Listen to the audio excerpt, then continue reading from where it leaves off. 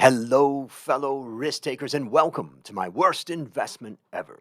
Stories of loss to keep you winning. In our community, we know that to win in investing, you must take risk, but to win big, you've got to reduce it.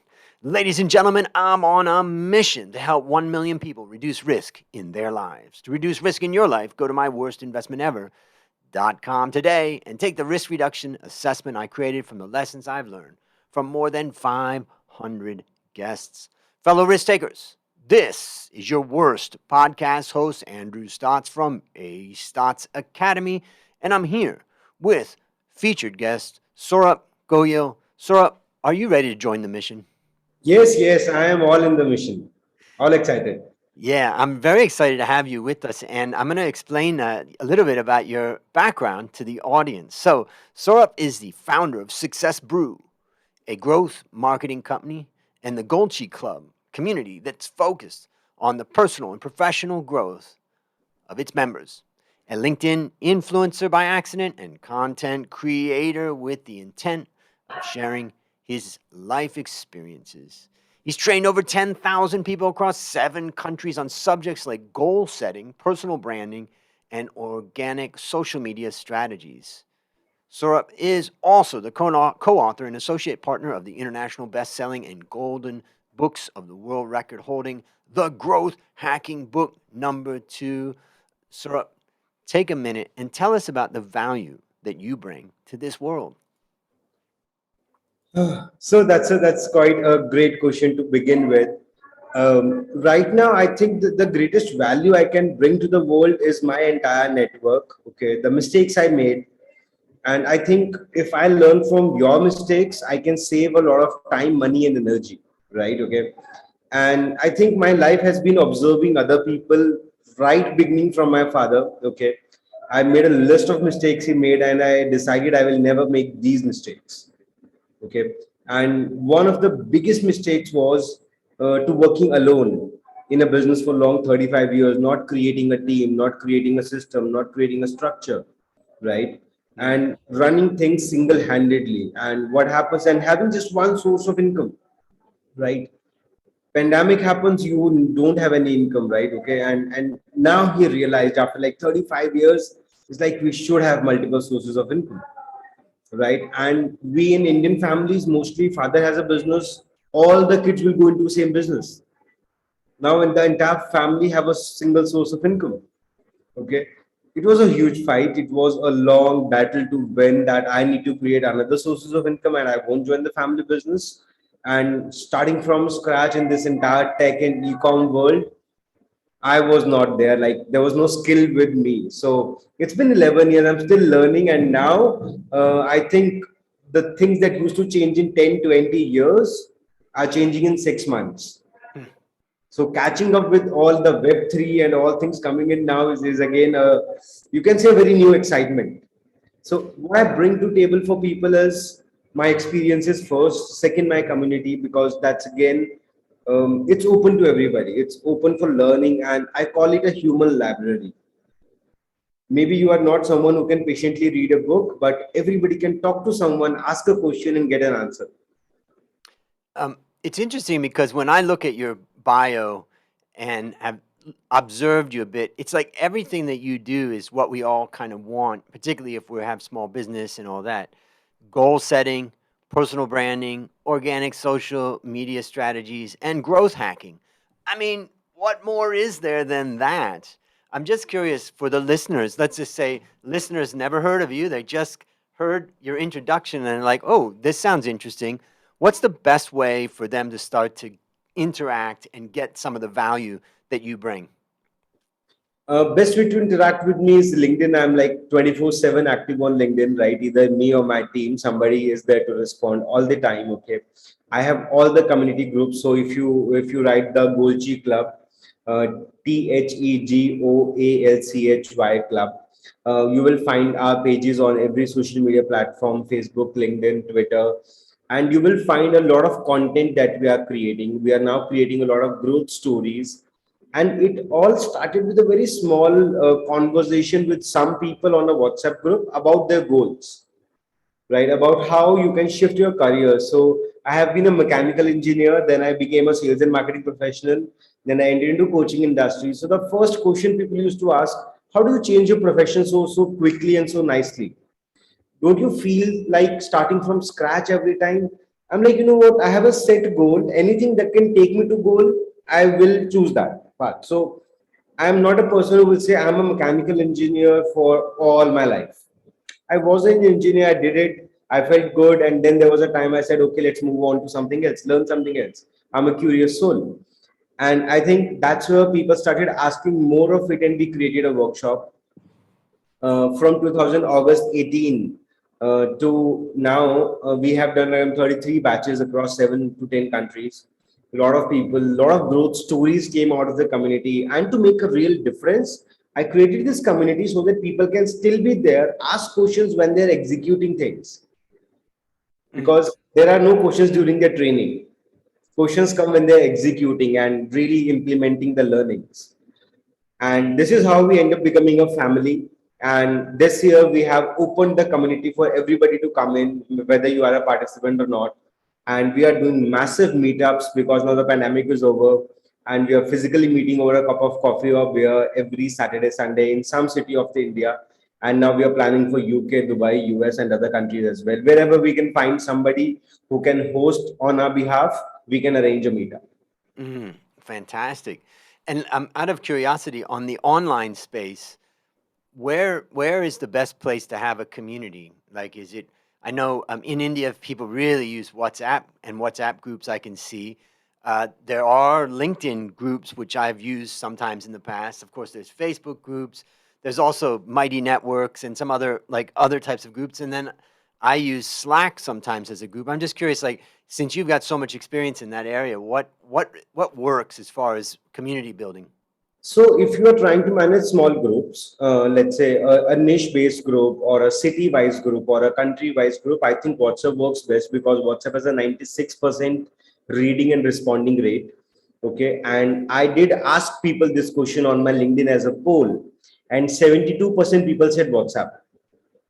Apart from that, yes, on the online communities and all the startup ecosystem, Discord is there, Slack is there. So Discord is the most preferred. Then Mm. Slack comes, and then there are so many other tools coming in. But we need to understand that when you are a community builder, you need to give people easy access.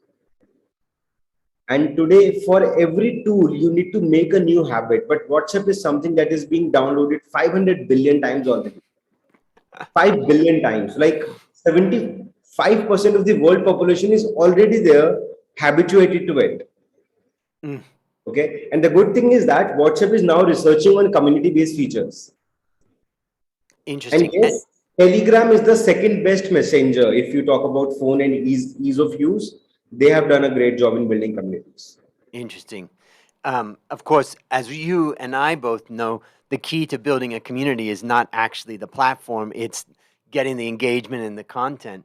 And, I just would ask one other quick thing, and that is about organic social media strategies. And just maybe you could give a tip because I know some of my listeners are trying to promote their personal brand. They're trying to promote their business, they're struggling, they're making posts and stuff that they think are hitting the mark, but they're not really hitting the mark. What would be like one or two pieces of advice that you'd give them?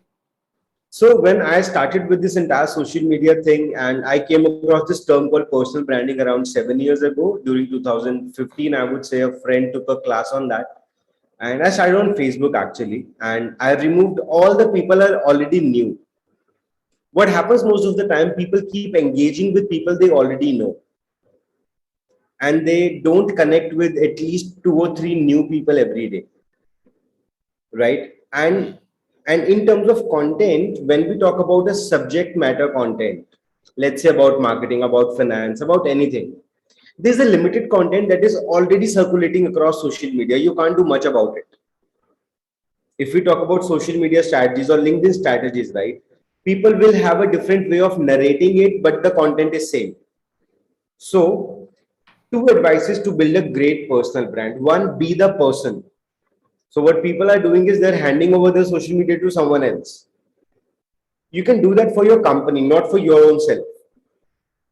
And second thing, I would say that whosoever you are, if you are anywhere between 5 to 10 years experienced in life, like after college, you are in 32, 35, you have experiences, you have already made shitloads of mistakes, right? You know a lot of people. There are many instances that happened that help you grow in life. Just learn a bit of content writing and storytelling and share those stories with people. That is the most genuine, original content. Beautiful. And I think, Rest everything is copy pasted. yeah, so great advice thinking about, you know, you need to go out in your own voice. Don't try to come up with some way of getting some volume of content. Come out with your own voice, share your own experiences. And I think what I was thinking about is that, you imagine a young person comes out of university, they're 5 years into their career. They think, oh, but I'm not really an influencer and people don't know me.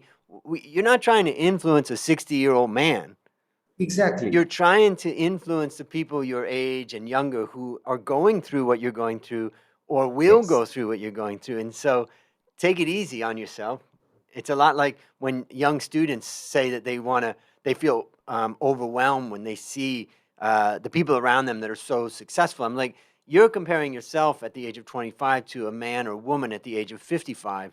It's not a fair comparison. You have to beat your peers in the workspace. Don't worry about trying to beat the boss. That's very, very difficult.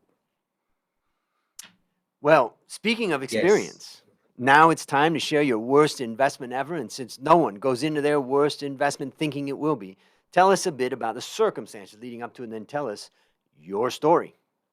So I would say my worst investment ever was doing engineering. Okay, because it was not done by choice. It was not a conscious effort, actually, right? And it was just like a society play that, they say you go to school, then you go to college, then you get a degree, and then you get a job, right?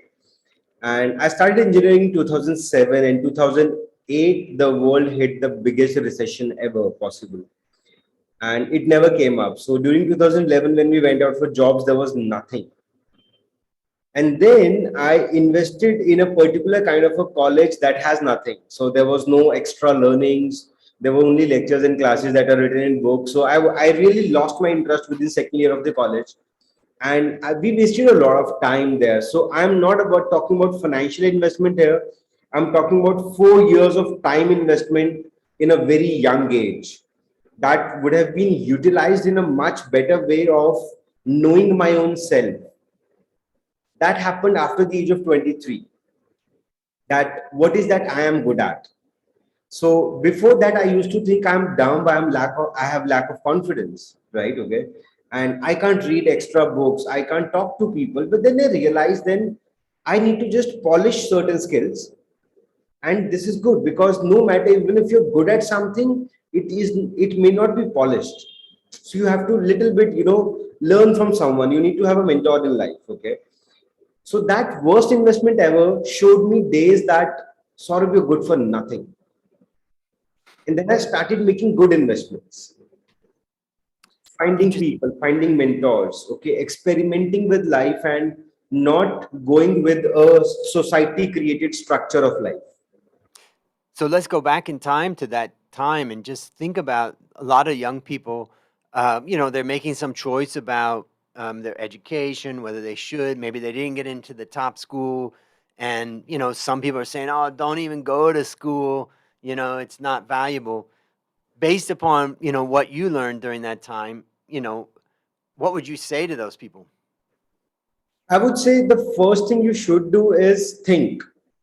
So if we hear Earl Nightingale is one of the greatest coaches on this planet, he says the biggest problem of the humankind is they don't think,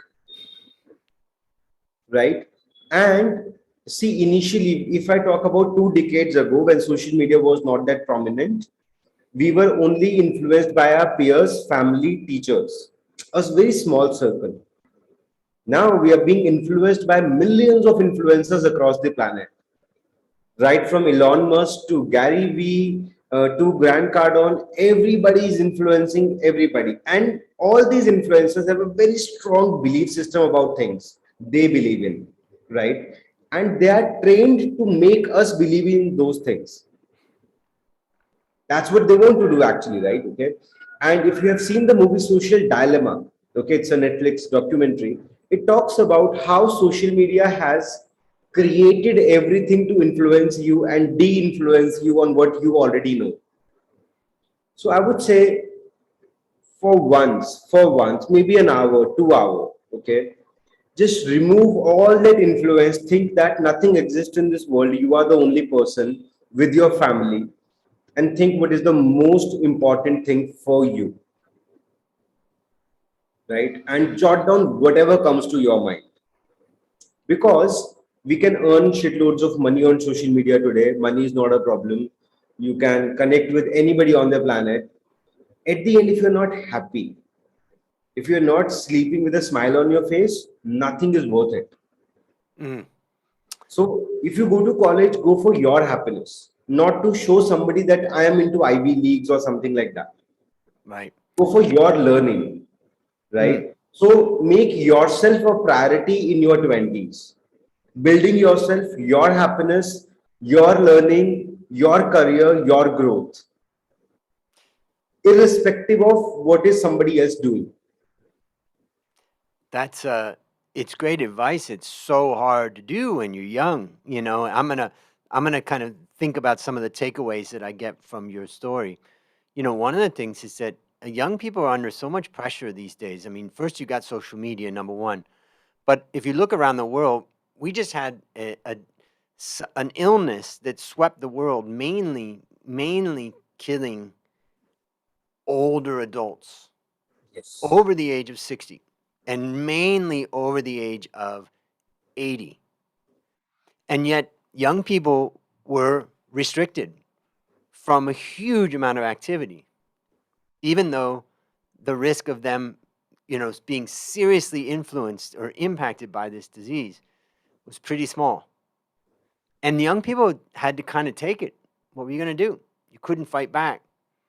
And so, on the one hand, I would say, uh, I want people to find their own destiny, but I would also say that the forces working against young people these days are very strong. Yes, they are.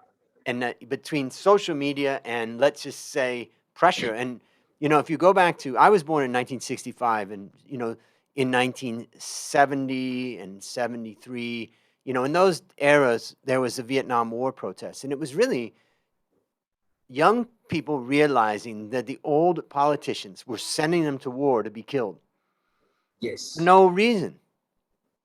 When I go to Vietnam and I look at it, I think, what was America doing? And there was a resistance to fight back and say, no, we don't want this. And eventually it was those protests that caused the politicians to stop. But I just noticed that it's harder to protest nowadays. It's harder to fight back. It's harder to disagree. And I'm just curious, like from your own experience, what would you say, about how hard it is for young people and how do they shape their destiny under the pressures that they're feeling? I think India is a young country today. The average age of India is like 28, and it's 65% of the population. Okay. So there I would say there's two school of thoughts running in India parallelly nowadays. Okay. So if I take my generation, I'm like 32, and then my parents, okay, who are in 60s now, they have kind of given up on us. Okay, whatever you want to do, do. Now you are an adult. Okay, after so much of a fight, they have given up of thinking like aloud. Okay, and they have. So I think the pandemic made them realize that we need something different, right? We need the way of working that doesn't have a shop or a showroom. I belong to a family where it's hardcore shop and showroom businesses. So they used to think if there is no shop and showroom, it's good for nothing. It's not business. Internet is a scam for them till date, right? But now because of pandemic, they have started using online banking. So it took a pandemic to make them comfortable with internet, Mm, right? And the young parents who are now into 40, 45, they have given that freedom to their kids. Okay, if you don't want to go to a college and just want to learn digital marketing and build your career into that, that's okay. They have started understanding that content marketing or content writing or content creation can make you a lot of money, and you can live a free life also. So the career initially was like only, okay, either you are an engineer, lawyer, doctor, CA, CS, finance guy, banking guy, something like that. But now there are a flood of opportunities opening up. For example, community building as a service.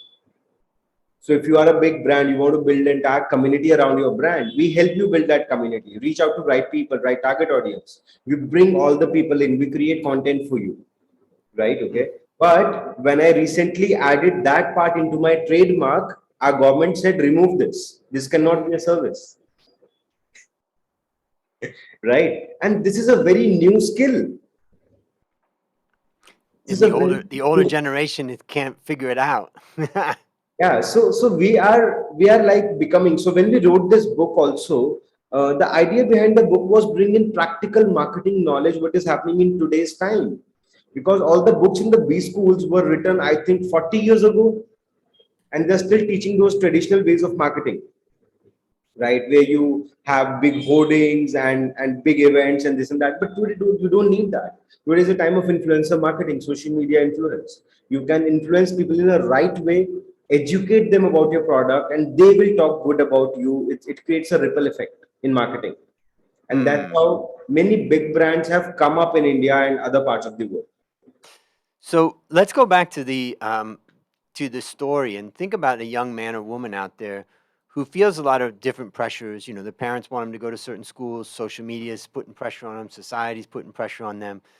And I just wanted to think about, what's one action that you'd recommend that they take. And you already mentioned one, which I think was really good, which is stop and think. Maybe you could explain a little bit more what you mean by that. When I say stop and think, I'm like one thing is for sure, leave your laptops aside, think on paper, write down, okay? Because the energy is channeled down, okay, and you'll be able to see things in front of you. So if you're thinking of becoming a millionaire and you write on paper, I want to become a millionaire, the time you write that word millionaire, your mind will start asking you questions. Okay, how are you going to do that? Do you have the resources to start something? Do you have a skill? Do you have the network? Your mind will ask you questions. But if it is a vague thought, your mind will not ask you questions and you will never go deeper into that insight of how do you end up becoming a millionaire, right? Mm. And today we have so many examples, people becoming millionaire on social media within 1 year, 2 year times. So it's very much possible today, right? It is not a matter of 30 years now. It's a matter of actually 2 to 4 years. If you really want to become.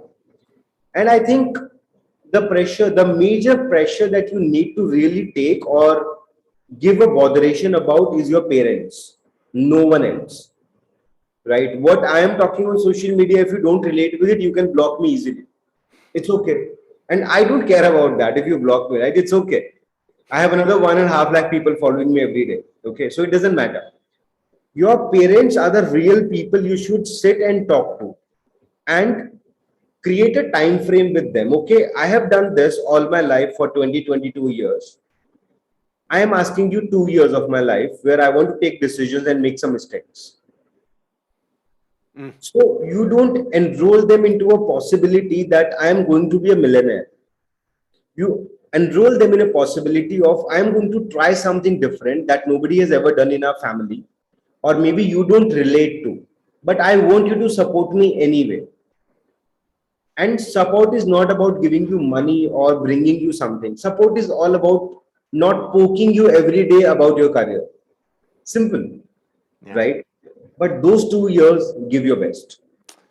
I like it because, one of the things that I've learned as I gotten older is that two things. First of all, the foundation that we get from our parents is Yes. really the foundation that we carry throughout our life. And the second thing is that life's difficult and not every you can't rely on everybody and you have only a very small group of really trusted friends, but try to make sure that you never let your family go apart. Yes. When my father was one of the towards the end of his life, I was visiting mom and dad in the US and I was in the car with my dad and he was driving. And I'm an older man now and I asked my father, "What's your proudest moment in your life?" And for me, I haven't gotten married yet, and so My proudest moments, probably you could say at that time when I asked him that was, my accomplishments in school or my accomplishments in business or friendships. And my dad just said, I built a trusting family. And I think that that's a lesson for all of us is build a trusting family. And I'll give you one other example. When my sister passed away, my other sister had to really work hard to keep the family together because the family could have drifted apart. And she really worked hard to keep the family together. And now I see the benefit of that. So even though sometimes you're frustrated or you're just crazy, mad about your family and people around you that are related. The reality is that ultimately that's your ultimate strength, and if you can not let Yes, it fall apart, invest in it, talk to them, share with them, it's going to be a long-lasting strength that you're going to carry throughout your life. yes.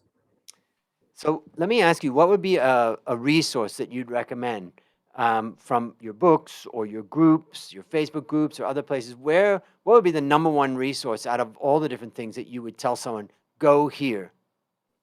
I would say go buy the book, the Growth Hacking Book too. It's available on Amazon. It's on Kindle. Only for $1 on Kindle. If you have a physical copy, if you still like to read a physical copy, have a library, you can order on Amazon.com or any of your country website. It's available everywhere.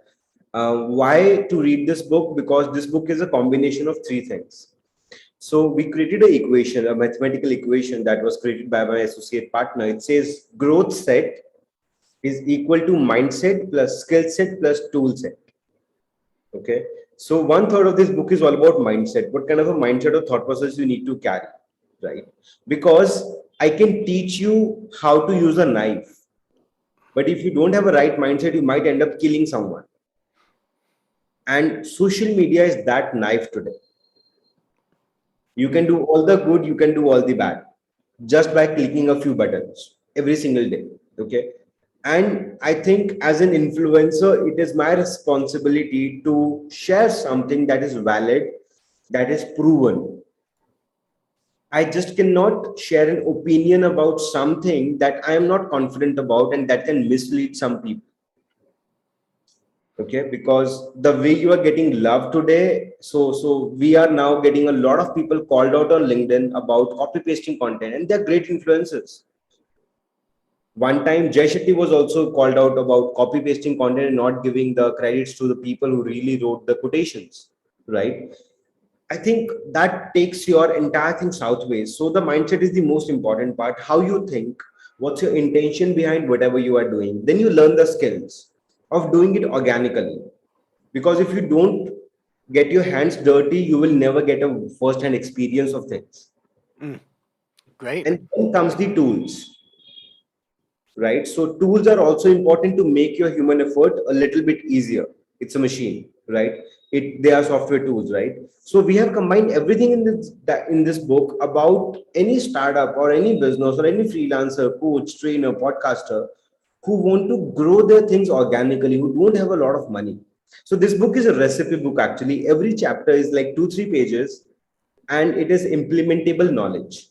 Mm, So you need not read entire book. You go through the index, you pick up topics that might you need right now, and you read those chapters and start implementing them. The best part is every author, so it is written by 100 marketeers across 23 countries, right? Their social media links or their website is written after every chapter. So if right. you want to connect with them, you can connect with them, talk to them, get more answers if you have, and that is the best thing you can do. Great advice. I'll have the links to that in the show notes. And the benefit of getting into this book is you're going to acquire the skill set, you're going to install the mindset, and you're going to employ the tool set. Yes. Fantastic. That's exciting. All right, last question. What is your number one goal for the next 12 months? For the next 12 months, I'm going to really scale my community, have a lot of meetups across Dubai, UK, US, and maybe with you if we can plan in your country, right? Okay, we can do some great work. Idea is to bring people together and build a support system for each other, because this new economy, there is nothing that is written in books. Mm, Everything is in everybody's mind. Okay, so Fantastic. there can be so many finance books, but the way you can teach finance from your experience to a student who really want to learn is nowhere else. So it's precise, it's only with you. The network you have is only with you, right? So idea of my community is identifying people who really need support, supporting them, helping everybody raise the incomes. Because I think at the end of the day, our life is driven with money. We need it. Yep, can't get away. We gotta You have can't enough keep to that part survive. of it. Like you need to have sustainable income so that you can do better things in life. It is not about luxuries that with more money you can buy more luxuries or show it off to people. I am saying that if you have enough, you will have extra time to do or help some more people. That's what I want to create. So idea is to bring in over 25,000 people to this community across social media channels, create meetups, and at least meet with 10,000 people across these countries in this year. Wow, that's exciting. Well, listeners, there you have it, another story of loss to keep you winning. If you haven't yet taken the risk reduction assessment, I challenge you to go to myworstinvestmentever.com right now and start building wealth the easy way by reducing risk. As we conclude, Saurabh, I want to thank you again for joining our mission. And on behalf of A Stotz Academy, I hereby award you alumni status for turning your worst investment ever into your best teaching moment. Do you have any parting words for the audience? I would say if you are listening to this, it's great that you are listening to this. You are a person who want to grow listening to a podcast, okay? Because still only 4 to 5% people take that effort to listening to some stranger, right? And what he's saying and being open-minded about it and not being biased about age or color or country or anything. They're only 3 to 5% people still.